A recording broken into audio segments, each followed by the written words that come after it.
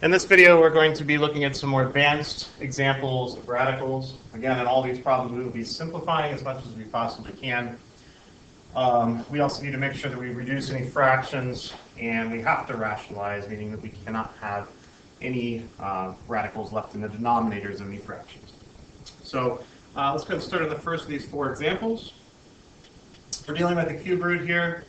We've got a negative 5 out in front, and that's going to stay out in front. But we should be able to bring some other stuff out. So we're going to start by breaking down this 108.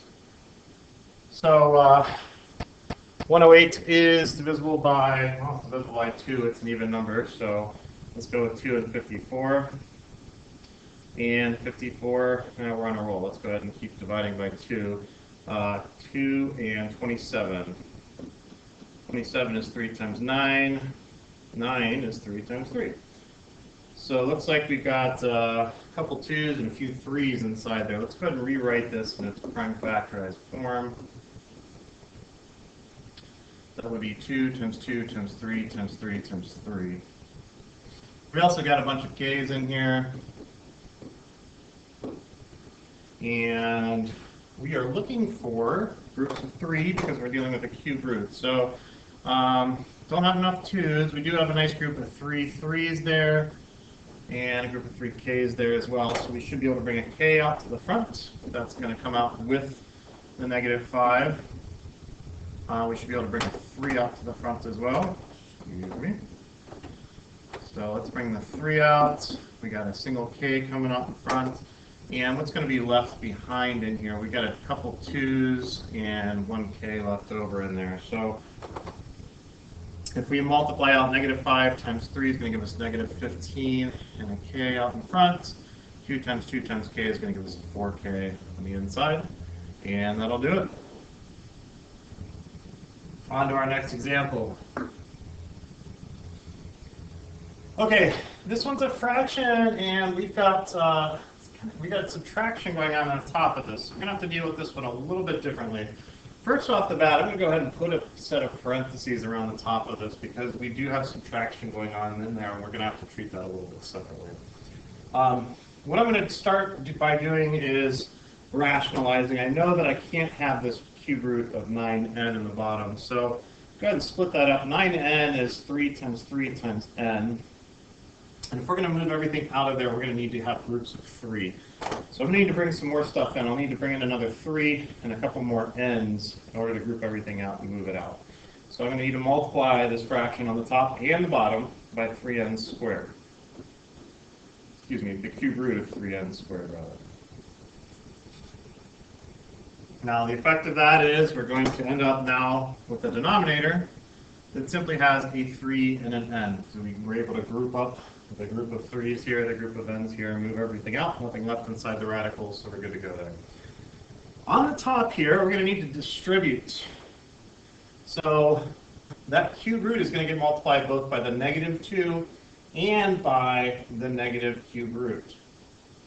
All right, so we're going to have a negative 2 times the cube root of 3n squared, and then minus, and then we're multiplying the 2 cube roots together, so it's going to be a cube root of, let's see, we're going to have a 3 in there, and we've got n times n squared, which is n cubed.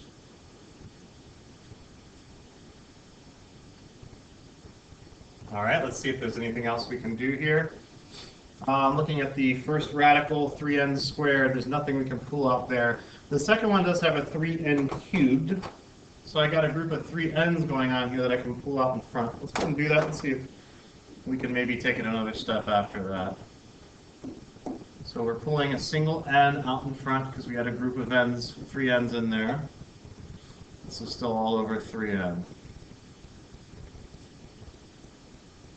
Okay, looking at that, seeing if we can cancel.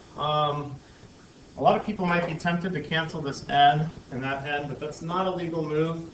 While n is a factor of the denominator, n is not a factor of the entire numerator, therefore we can't cancel that. So nothing to reduce in terms of the fraction. There's nothing inside the radicals that we can pull out, so I'm going to say at this point we're done with that problem. This looks a little bit like the last one. We've got addition going on the top, so let's go ahead and tackle it the same way we did. Let's look at what we got going on inside our denominator here and rationalize. Right now we've got a 3 and a couple of v's in there.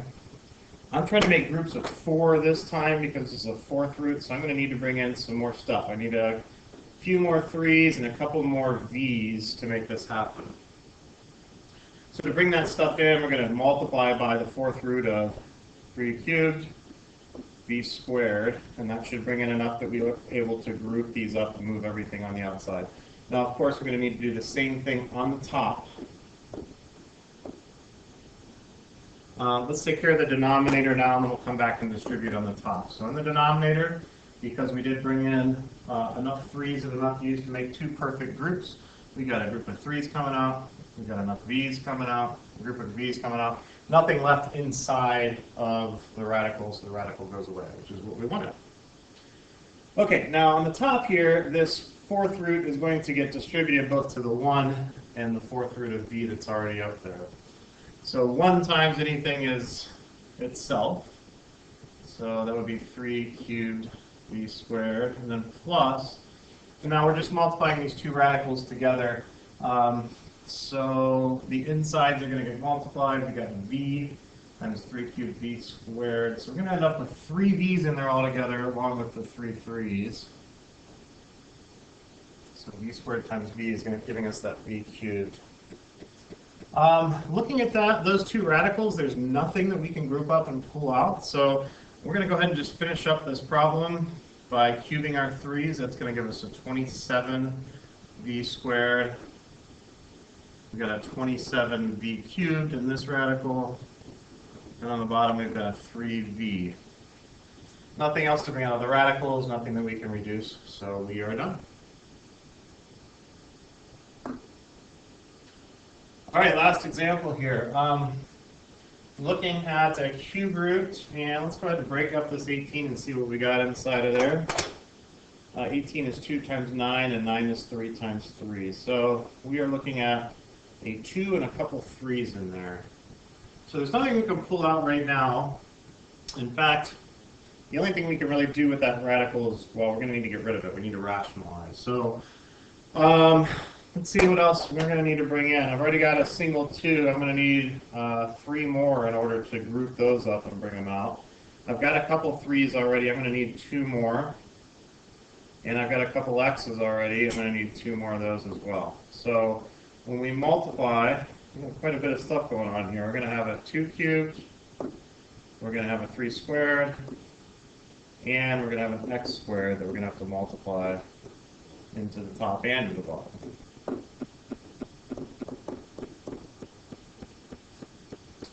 All right, once we do this, it's going to allow us to group up our 4 3's. Oh boy, it's a cube root. It's not a 4th root. Okay, backing it up, backing it up. All right. My mistake, but I caught that. All right, 18 was 2 times 3 times 3. All right. Connecting here. We need groups of 3, so I only need 2 more 2's. I only need 1 more 3, and I've got a couple x's already. I only need 1 more x. So that's significantly simpler. So I'm bringing in 2 more 2's, 1 more 3, and 1 more x. We'll do the same thing on the top.